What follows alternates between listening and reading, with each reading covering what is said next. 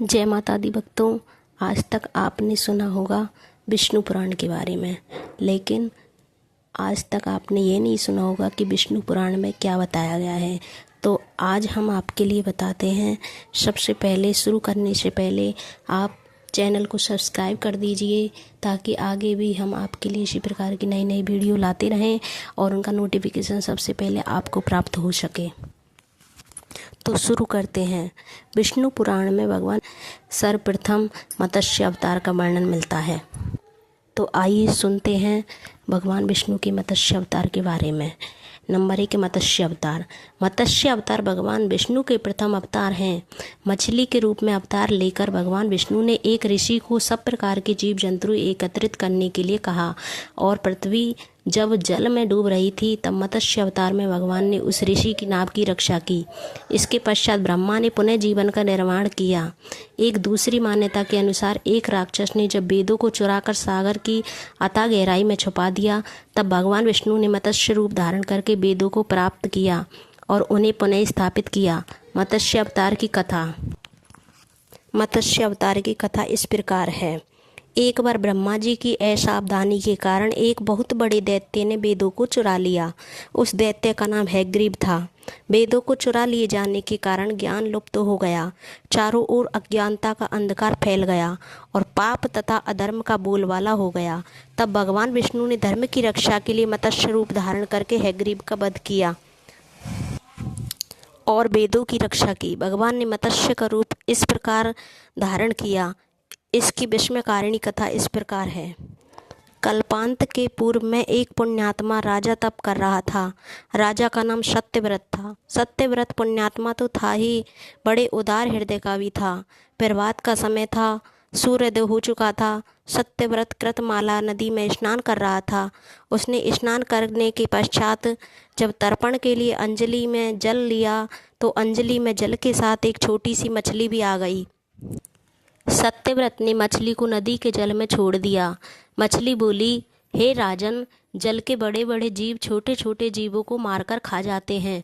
अवश्य कोई बड़ा जीव मुझे भी मारकर खा जाएगा। कृपा करके मेरे प्राणों की रक्षा कीजिए। सत्यव्रत के हृदय में दया उत्पन्न हो उठी। उसने मछली को जल से भरे हुए अपने कमंडल में डाल लिया। तभी एक आश्चर्यजनक घटना घटी। एक रात में मछली का शरीर इतना बढ़ गया कि कमंडल उसके रहने के लिए छोटा पड़ने लगा। दूसरे दिन मछली सत्यव्रत से बोली, राजन, मेरे रहने के लिए कोई दूसरा स्थान ढूंढिए, क्योंकि मेरा शरीर बढ़ गया है। मुझे घूमने फिरने में बड़ा कष्ट होता है। सत्यव्रत ने मछली को कमंडलू से निकालकर पानी से भरे हुए मटके में रख दिया। यहाँ भी मछली का शरीर रात भर में ही मटके में इतना बढ़ गया कि मटका भी उसके रहने के लिए एक छोटा पड़ गया। दूसरे दिन मछली पुनः सत्यव्रत से बोली, हे राजन, मेरे रहने के लिए कहीं और प्रबंध कीजिए, क्योंकि मटका भी मेरे रहने के लिए एक छोटा पड़ रहा है। तब सत्यव्रत ने मछली को निकालकर एक सरोवर में डाल दिया, किंतु सरोवर भी मछली के लिए छोटा पड़ गया। उसके बाद सत्यव्रत ने मछली को नदी में और फिर उसके बाद समुद्र में डाल दिया। आश्चर्य!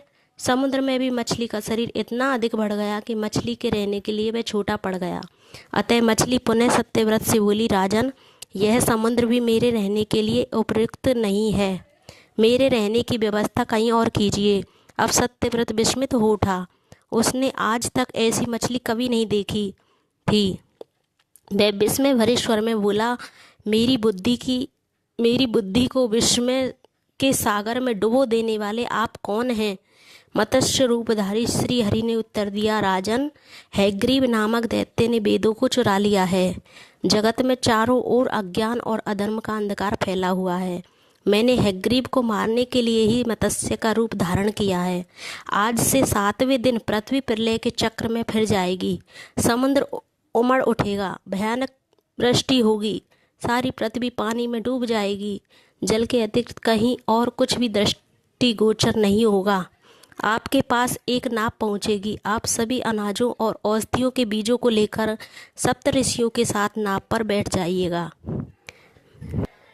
मैं उसी समय आपको पुनः दिखाई पड़ूंगा और आपको आत्म तत्व का ज्ञान प्रदान करूंगा। सत्यव्रत उसी दिन से हरि का स्मरण करते हुए प्रलय की प्रतीक्षा करने लगे। 7वें दिन प्रलय का दृश्य उपस्थित हो उठा। समुद्र भी उमड़कर अपनी सीमाओं से बाहर बहने लगा। भयानक वृष्टि होने लगी। थोड़ी ही देर में सारी पृथ्वी पर जल ही जल हो गया। संपूर्ण पृथ्वी जल में समा गई। उसी समय एक नाव दिखाई पड़ी। सत्यव्रत सप्तऋषियों के साथ उस नाव पर बैठकर समुद्र में जाने लगे। उन्होंने नाव के ऊपर संपूर्ण अनाजों और औषधियों के बीज भी भर लिए। नाव प्रलय के सागर में तैरने लगी। प्रलय के उस सागर में उस नाव के अतिरिक्त कहीं भी कुछ भी दिखाई नहीं दे रहा था। सहसा मत्स्य रूपी भगवान प्रलय के सागर में दिखाई पड़े। सत्यव्रत और सप्तऋषि गण मत्स्य रूपी भगवान की प्रार्थना करने लगे। भगवान से आत्मज्ञान पाकर सत्यव्रत का जीवन धन्य हो उठा। वे जीते जी ही जीवन मुक्त हो गए।